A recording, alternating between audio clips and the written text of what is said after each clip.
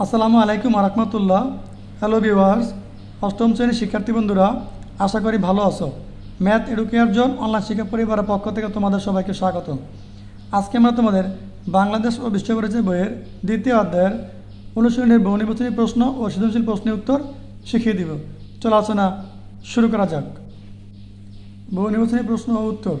1 নম্বর, বাংলাদেশে ঔপনিবেশিক যুগ ছিল কোনটি? 1757 থেকে 1947 সাল পর্যন্ত। 2 নম্বর প্রশ্ন, সোনারগাঁও এর পানাম নগরটি ছিল? প্রমাণ সংখ্যা 1, সুলতানি আমলে বাংলার কেন্দ্রস্থল, সঠিক। প্রমাণ সংখ্যা 2, ইউরোপীয় স্থাপত্য রীতিতে তৈরি ইমারতের সারিবদ্ধ রূপ, সঠিক। নিচের কোনটি সঠিক? প্রমাণ সংখ্যা 1 ও 2 সঠিক। নিচের অনুচ্ছেদটি পরে 3 ও 4 নম্বর প্রশ্নের উত্তর দাও। অনুচ্ছেদ, বার্ষিক পরীক্ষা শেষ হলে শিক্ষক আজাদ রহমান শিক্ষার্থীদের নিয়ে শাহবাগে একটি ভবন পরিদর্শনে যান। ভবনটিতে প্রবেশ করে শিক্ষার্থীরা বইয়ে পড়া প্রাচীন নিদর্শনগুলো বাস্তবে দেখে খুবই অভিভূত হয়। 3 প্রশ্ন, আজাদ সাহেব শিক্ষার্থীদের কোন ভবন পরিদর্শনে নিয়ে যান? বাংলাদেশ জাতীয় জাদুঘর। 4 নম্বর প্রশ্ন, আজাদ সাহেবের শিক্ষার্থীদেরকে এ ধরনের ভবন পরিদর্শনে নেওয়ার কারণ হলো? প্রমাণ সংখ্যা 1 বলছে জমিদারদের নিত্য ব্যবহার্য দ্রব্যাদি পরিদর্শন, না, এটা সঠিক না। প্রমাণ সংখ্যা 2, ইতিহাসের চরিত্রগুলোর সাথে পরিচিত করানো, প্রমাণ সংখ্যা 2 সঠিক। প্রমাণ সংখ্যা 3, বিভিন্ন আমলের ঐতিহ্যকে পরবর্তী প্রজন্মের কাছে পৌঁছে দেওয়া, এটাও সঠিক। নিচে কোনটি সঠিক? প্রমাণ সংখ্যা 2 ও 3 সঠিক। সৃজনশীল প্রশ্ন ও উত্তর। প্রশ্ন 1, হিসাম ও ফারিসা ঈদের ছুটিতে মামা বাড়ি বেড়াতে গেল। তারা মামার কাছে স্থানীয় বিখ্যাত নিদর্শনগুলো দেখার বায়না ধরল। মামা তাদেরকে মসলিনের জন্য বিখ্যাত স্থানটি ঘুরতে নিয়ে গেলেন। তারা সেখানকার প্রাচীন বিভিন্ন ইমারতের স্থাপত্য ও নকশা দেখে মুগ্ধ হয়ে গেল।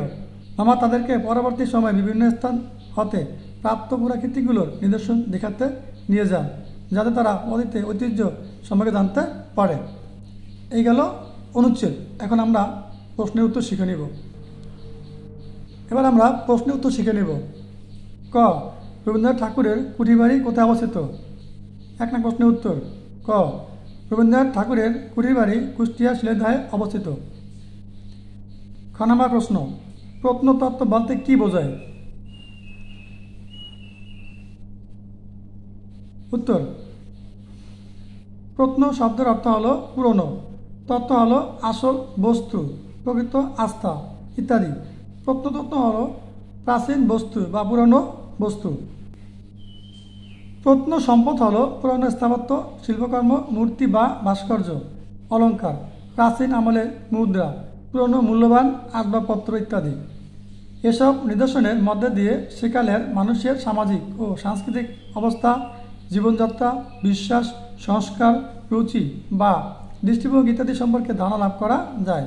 এ সকল প্রাচীন নিদর্শন তথা ঐতিহাসিক তথ্য সম্পর্কে আলোচনাই হল প্রত্নতত্ত্ব।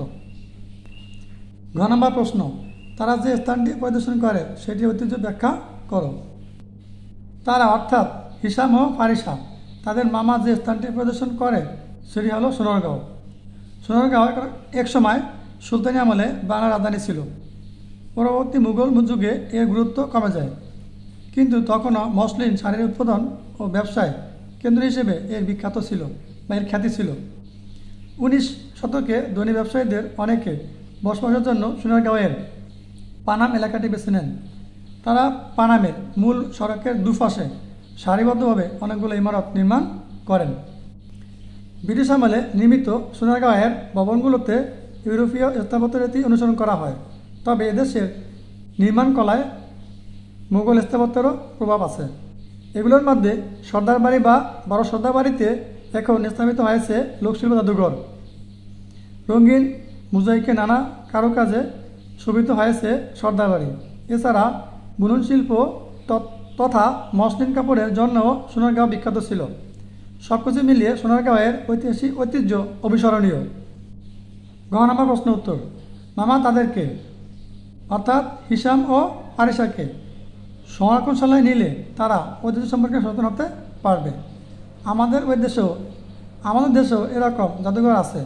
বাংলাদেশের পুরাকীর্তিগুলো থেকে পাওয়া অনেক প্রত্ন নিদর্শন জাদুঘরে সংরক্ষণ ও প্রদর্শন করা হয়।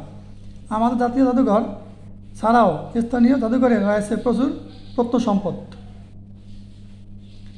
এসব প্রত্নসম্পদ থেকে দেশের পুরনো ইতিহাস ও ঐতিহ্য সম্পর্কে ধারণা ও সচেতনতা লাভ করা যায়। উদ্দীপকের হিসাব ও আরিশা স্থানীয় বিখ্যাত নিদর্শনগুলো দেখতে মামার কাছে বায়না ধরে। মামা তাদেরকে সোনারগাঁয়ে নিয়ে গেলেন। তারা সেখানকার প্রাচীন বিভিন্ন ইমারতের স্থাপত্য ও নকশা দেখে মুগ্ধ হয়ে গেল।